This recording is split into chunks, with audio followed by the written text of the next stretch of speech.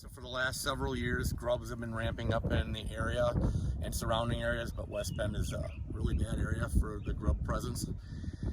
And we thought if we had a good solid winter with a deep frost like we had this winter, that it would deter the grubs from continuing on spreading around town, and found out a couple weeks ago that they've been in the area and active since early March, which is a little surprising based on grub feeding habits and life cycles.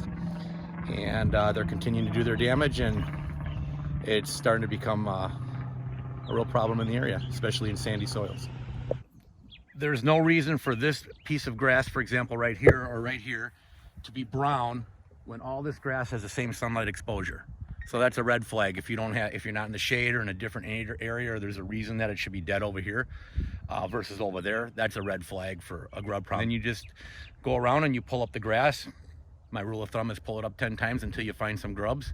Usually pull it up where the green grass meets the brown grass, and you should find grubs. And that's how we diagnose the problem. This is what it starts out as, these brown spots here. He hasn't had animals come in here yet. So the animals that come out of the wooded areas, or when the grub problem is really bad.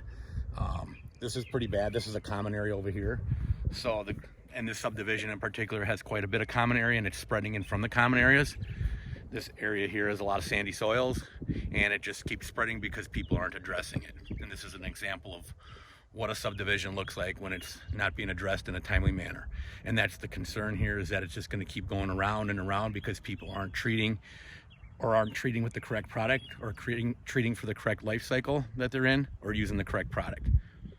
Yes, what we've seen in the past is folks can go to the local store or the local garden center and get recommendations, but we've also seen that fail.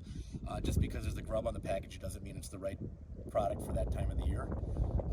There's preventatives and there's curatives, and you need to know what you're buying, and you need to put it on at a heavy rate, the correct rate, and you need to, if you're putting it on in sandy soils, it's even more important to put it on at a heavier rate, because sand doesn't hold on to anything. It doesn't hold on to nutrients, water, fertilizer, as well as regular topsoil.